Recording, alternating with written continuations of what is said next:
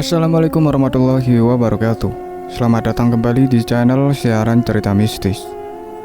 Di kesempatan kali ini saya Mangasap akan membawakan sebuah kisah horor yang berjudul Dendam Gadis Desa bagian terakhir. Semoga yang mendengarkan cerita ini diberikan kesehatan, banyak rezekinya, dan perlindungan yang maha kuasa. Amin ya robbal alamin. Sebelum kita masuk ke ceritanya, jangan lupa untuk like, komen, subscribe channel ini, dan tekan loncengnya agar kalian tidak ketinggalan update cerita terbaru dari kami. Tanpa basa-basi lagi, mari kita dengarkan.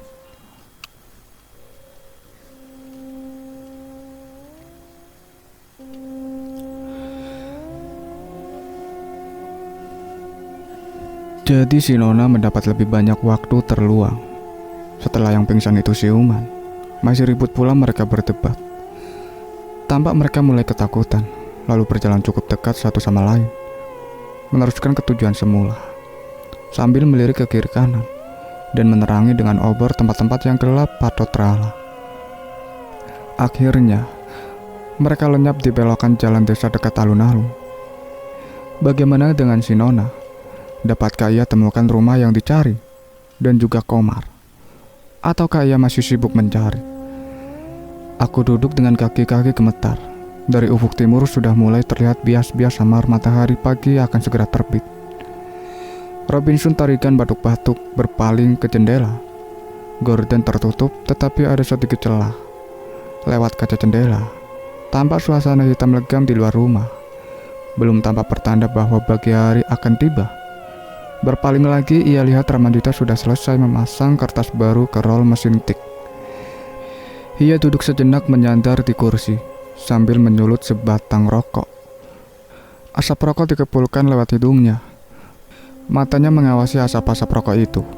Lalu siku-siku tangannya bertelekan di atas meja, berpikir keras dengan mata nyalang memandang ke depan.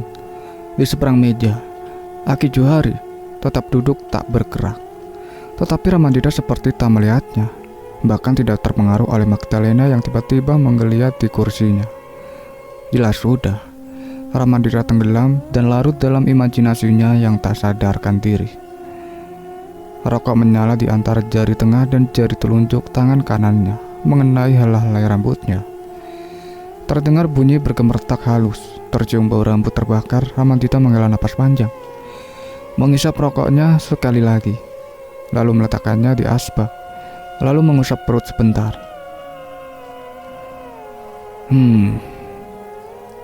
Ia bergumam pelan. Tiba-tiba aku lapar, tapi tanggung nih. Robinson hampir saja memberi komentar, tetapi Ramandita sudah meneruskan mengetik. Magdalena bangkit dari kursi, pergi ke dapur. Robinson menoleh sekilas, angkat bahu, lantas terus pula membaca apa yang diketik Ramandita. Sinar biru itu muncul lagi, dan tahu-tahu si Nona sudah duduk pula di sebelahku. Wajahnya semakin murung saja, malah seperti menyemaskan sesuatu. Gagal? Tanyaku waspada. Tidak, jawabnya lirih. Kali ini kau lebih lama. Mengapa? Komar kaget ketika aku melalui istrinya mengajaknya bersetubuh. Dia bilang, "Hei, yang tadi apa belum cukup?" Lalu aku memaksa istrinya meliuk-liuk tubuh sedemikian rupa sampai Komar terangsang sendiri. Cepat sekali ia menerkam, malah seperti mau memerkosa saja. Dan lalu terdengar jeritan sayup-sayup di kejauhan. Lebih banyak lagi penduduk lari keluar rumah menuju alun-alun desa. Bukti Komar sudah menebus dosa-dosanya pada Larasati, pikirku. Aku tidak sedih, tak harus merasa berdosa. Semua ini hanya fantasi cerita fiksi. Biarlah mereka mati seperti orang-orang lainnya, siapa, kapan, dimanapun juga, dan harus mati menurut kodrat mereka masing-masing. Mungkin juga sesuai karma. Kalau karma itu memang ada, pelan-pelan aku bangkit. Ayo kita pergi, desaku hampir-hampir tak bersemangat. Kemana? Desa ini akan bergolak, lalu penduduk akan pergi beramai-ramai menuju tempat mereka menguburkan ibumu. Kita harus mendahului mereka. Kuawasi pucuk gunung di arah timur. Bias itu semakin mendebar, semakin terang. Rupanya si Nona mengetahui apa sebabnya aku melihat ke arah sana. Tersenyum ia berkata, "Tak usah khawatir dengan aku, kau akan cepat sampai ke tempat yang kita tuju." Ia menggenggam telapak tanganku, katanya, "Ceritakan di mana tempat itu." Aku menceritakan tempatnya. Masih jelas dalam ingatanku, suatu hari aku pergi piknik ke kaki Gunung Galunggung. Setelah letusan beruntun dan bersejarah itu terjadi, suatu saat aku tersesat, kehilangan kawan-kawan seiring. Letih dan lapar, aku tiba juga di kaki sebuah bukit, bersandar di sepadang pohon raksasa yang daunnya rimbun sekali. Di dekatku duduk terlihat segundukan tanah berpasir. Seekor kadal hijau kehitaman mengintip dari bawah akar pohon. Waktu ku hendak, kadal itu lari menyelinap, tetapi bukan ke balik semak belukar, melainkan ke dalam gundukan tanah berpasir, dan tak pernah lagi keluar dari sana. Setelah kawan-kawan seperjalanan menemukanku dan kami kembali ke Jakarta. Kejadian sekilas itu menimbulkan ide dalam pikiranku. Imajinasiku membayangkan gundukan tanah itu adalah sebuah kuburan terpencil, dan seseorang telah jatuh sebagai korban hasutan dan kebiadaban manusia. Kubayangkan istrinya kemudian membalas dendam. Pada saat aku tengah memikirkan untuk menuangkan ide itu menjadi sebuah novel misteri, seorang kenalan lamaku di universitas mengirim surat, memberitahukan bahwa ia sudah menikah dengan seorang dari sekian banyak kekasihnya. Nama gadis itu Larasati. Ya, mengapa tidak? Larasati. Larasatilah istri yang ingin membalas kematian suaminya itu. Berisik juga ketika Magdalena meletakkan makanan di meja kerja Ramandita. Ia juga menyajikan segelas kopi yang diberikan kepada Robinson Tarigan, yang tentu saja disambut dengan gembira. Diam-diam Robinson juga menyambar sebatang rokok milik Ramandita, menyulutnya dengan nikmat. Aki Juari tidak menegur, orang tua itu masih bertapas medi. Magdalena mengawasi Ramandita, yang diawasi kalem-kalem aja mengamati kertas di roll mesin tik. Kalem pula menyambar panganan yang terhidang, tanpa mengetahui bagaimana makanan itu sampai terhidang, dan siapa yang menghidangkannya. Dengan mulut masih mengunyah, Ramandita mampu sekaligus mengisap sebatang rokok, dan jari jemari terus beroperasi masih mengetik di mesin tik. Magdalena hampir saja menyentuh Ramandita untuk mengatakan sesuatu, tetapi Robinson menegur lembut dan Magdalena dengan mudah pergi ke tempat duduknya semula. Wajahnya yang pucat tampak sangat gelisah. Perhatiannya tak lepas dari sang suami, namun telinganya terpusat pada kalimat-kalimat yang dibacakan Robinson. Waktu pun terus berlalu. "Nah, itu dia tempatnya." Nona tertegun, gumamnya. "Heran, aku tidak ingat lahir dan keluar dari dalam kubur ini." "Apa saja yang kau ingat, Nona?" tanyaku ingin tahu. "Ya, tiba-tiba aku merasa terpanggil, dan tiba-tiba pula aku sudah ada di rumahmu. Kau datang, kita berbicara. Lalu wajah gadis itu memerah, dan ia tampak tersipu waktu mata kami bertemu. "Apakah aku menjerit terlalu keras waktu itu?" tanyanya malu-malu. "Sangat keras," jawabku lalu tertawa. "Sampai aku khawatir ada tetanggaku yang mendengar." "Andai kita dapat mengulanginya lagi." Si Nona tak meneruskan kata-katanya. Ia mengawasi wajahku dengan mata sendu, bibirnya setengah terbuka, mengharap. Untunglah ia segera sadar ada hal lain yang harus kami kerjakan, dan itu lebih penting daripada apapun juga. Setelah kami berbicara sebentar, ia kemudian rebah di atas kuburan ibunya. Kakinya merapat satu sama lain, dengan telapak menghadap ke bagian bawah akar-akar pohon raksasa tempat aku pernah menyandar dulu itu. Mataku lantas mencari-cari, dan di bawah sebelit akar besar tampaklah kadal hijau kehitaman itu. Matanya mengawasiku dengan curiga. Matanya kemudian kualihkan mencari-cari kalau ada sepotong kayu. Namun yang kulihat hanyalah lautan pasir dan semak belukar liar di beberapa tempat. Sesaat aku bingung, akan tetapi kemudian aku menemukan ide cemerlang. Aku memutar hati-hati. Kadal misterius itu pun menoleh, mengikuti gerakanku. Tanpa tahu gerakanku berputar justru semakin mendekati akar tempatnya berlindung. Setelah memperhitungkan dengan seksama, cepat sekali kuangkat sebelah kakiku lalu kuhujamkan ke bawah. Kadal itu terperanjat mencoba lari. Tubuhnya lolos sebagian, tetapi sisanya tergancat oleh akar yang kuinjak. Terdengar bunyi cicitan halus, mencicit dan terus mencicit. Dan bunyi cicitan itu menimbulkan gerakan samar-samar di tubuh si Nona. Ia menggeliat dengan wajah seperti menahan sakit. Lalu, beberapa bagian depan tubuh serta betisnya mulai berubah, seperti membengkok mirip bisul. Lalu bisul-bisul itu pun pecah bersama datangnya matahari. Dari pecahan bisul terdengar lebih banyak lagi suara mencicit, lebih nyaring pula. Saut menyahut teriu rendah dan membuat bulu romaku berdiri tegak. Kemudian dengan mata membelalak, kulihat makhluk-makhluk mirip kadal itu bersembulan keluar. Lagi pergantian kertas, Ramadita tampak tegang, dan tanpa beristirahat ia terus saja mengetik. Ia bekerja secara menggila, seakan ia takut ketinggalan sesuatu atau menakuti sesuatu. Diam-diam Robinson ikut merasa takut. Dari pecahan bisul itu terdengar suara-suara mencicit. Kemudian makhluk-makhluk mirip kadal bersembulan keluar. Suara Robinson sewaktu membaca jelas bergetar. Makhluk-makhluk mengisap darah maupun daging dan apa saja yang ada di tubuh manusia, kecuali tengkorak dan tulang belulang itu, berloncatan meninggalkan tubuh si Nona. Gadis itu tampak teramat sangat menderita. Namun mulutnya terkatup rapat, tidak bersuara. Alangkah tabah gadis itu menahan ajab sengsara. Aku benci memikirkannya, dan dengan benci memandangi makhluk-makhluk terkutuk mirip kadal berbadan ular itu, yang jumlahnya belasan.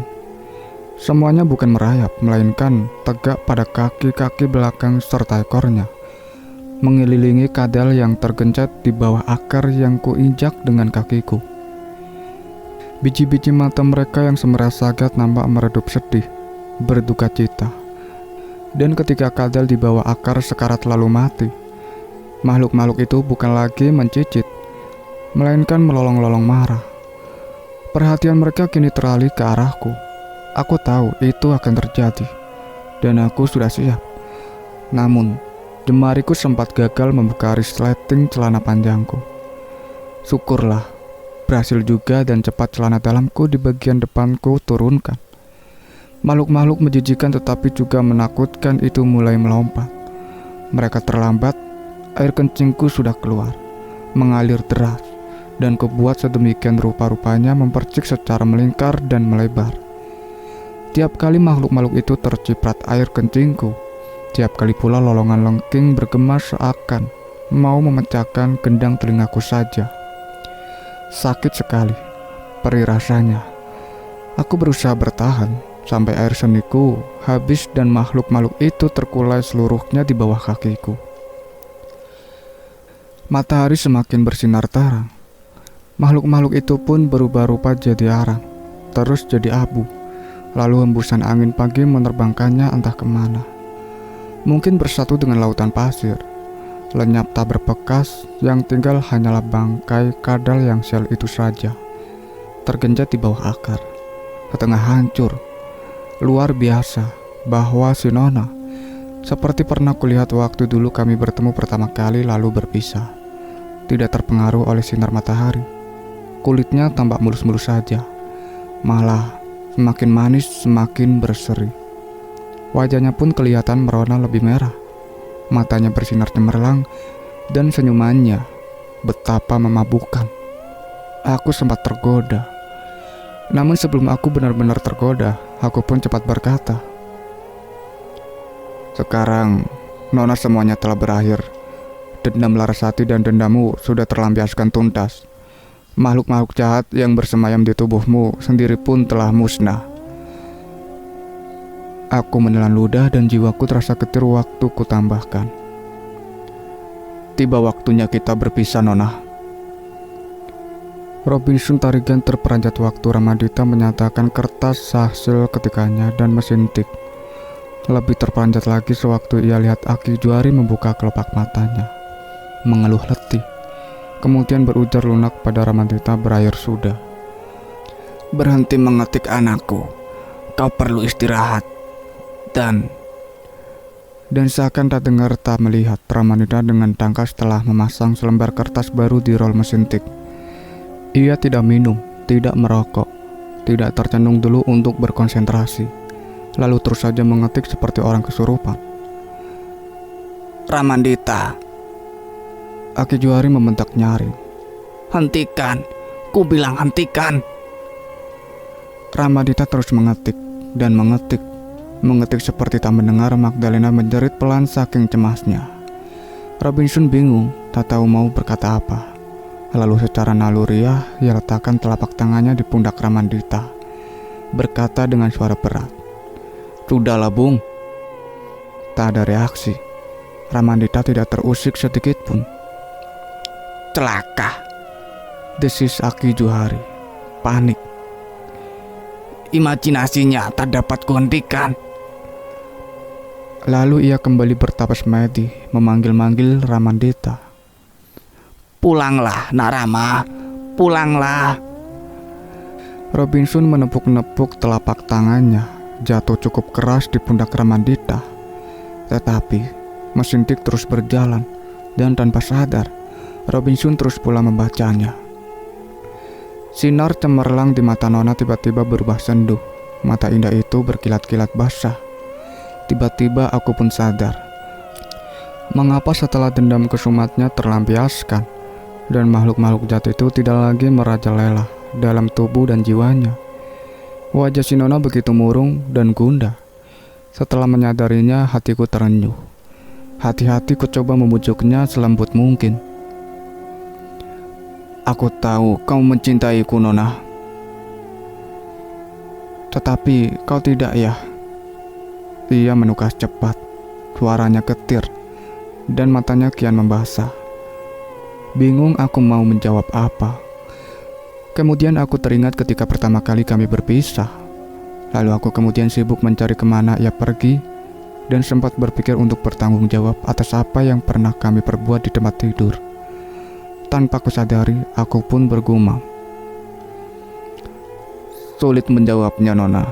Hanya saja, semenjak rumah tanggaku berantakan dan aku ditinggalkan Magdalena, aku tak lagi punya keberanian untuk jatuh cinta.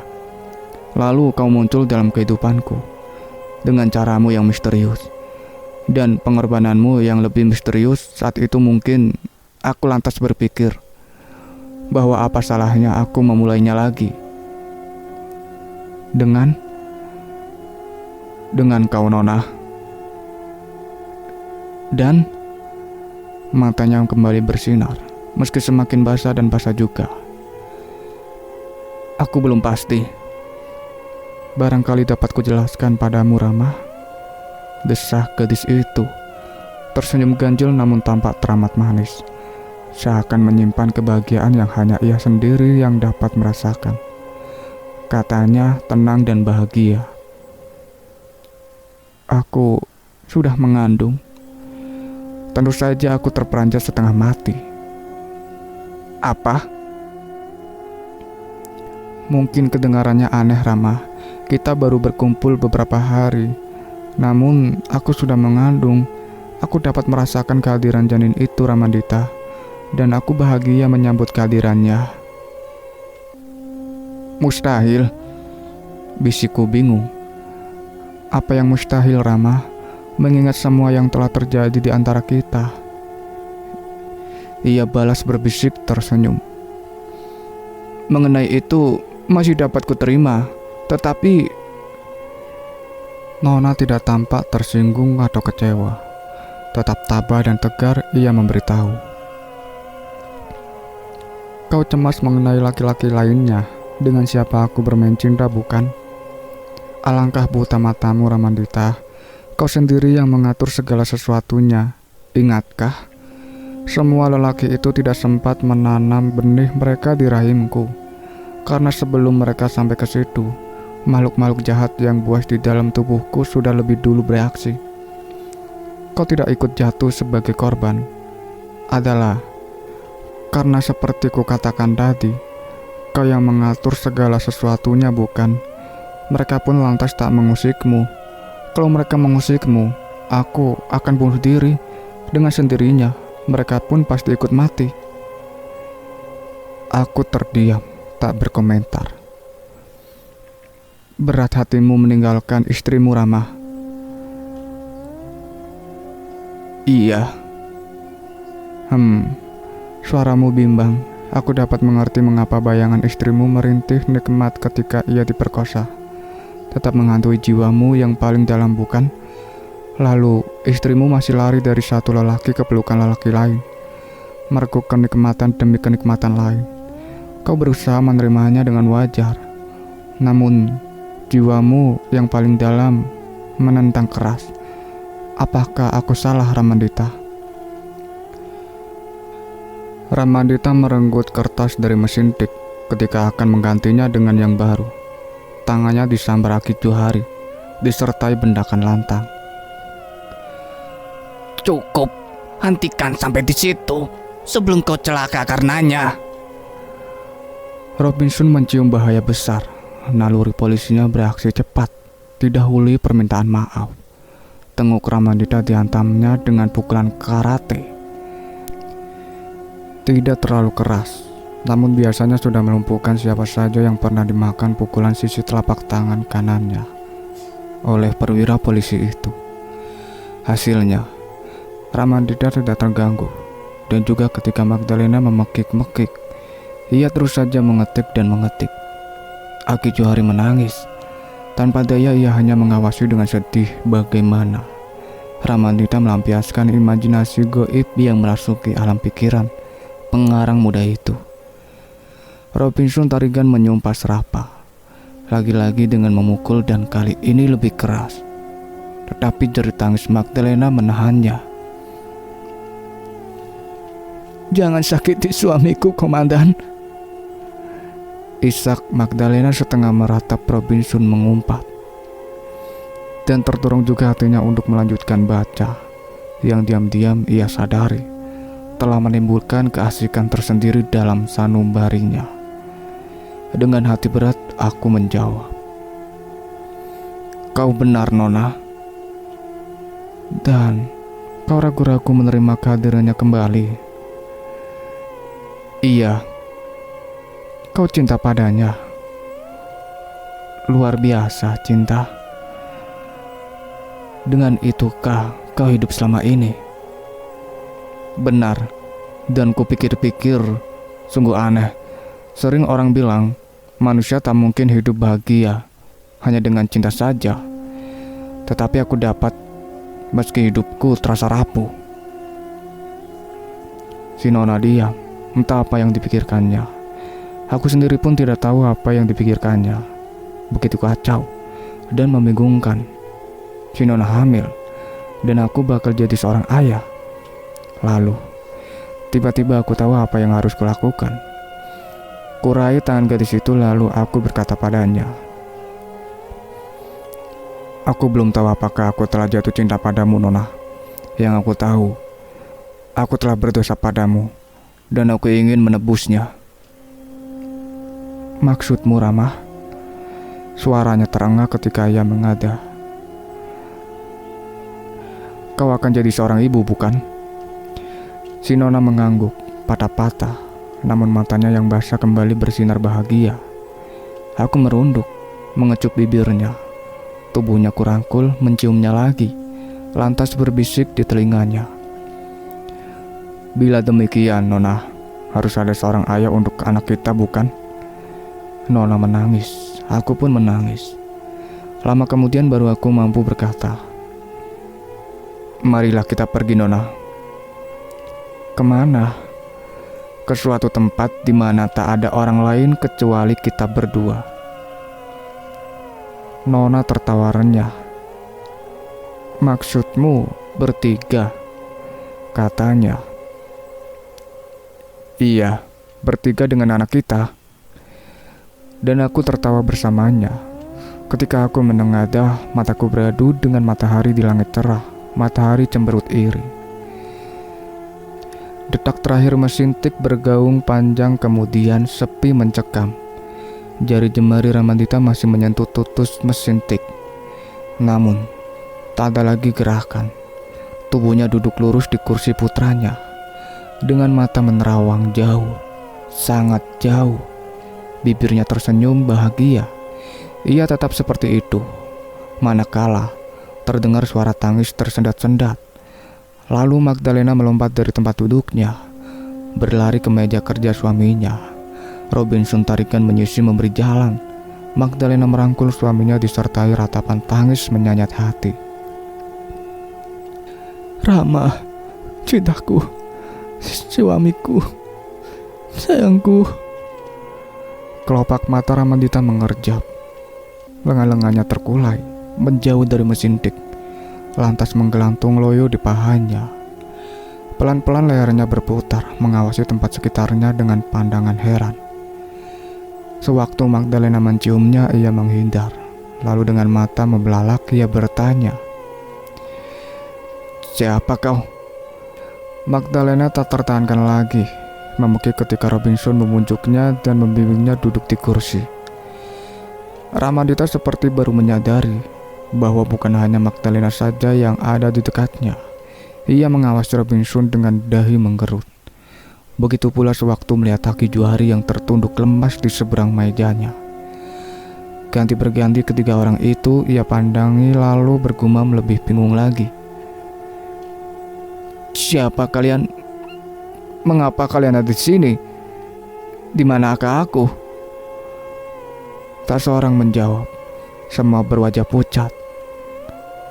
Lalu muncullah ledakan pertanyaan mengejutkan itu dari mulut Ramandita.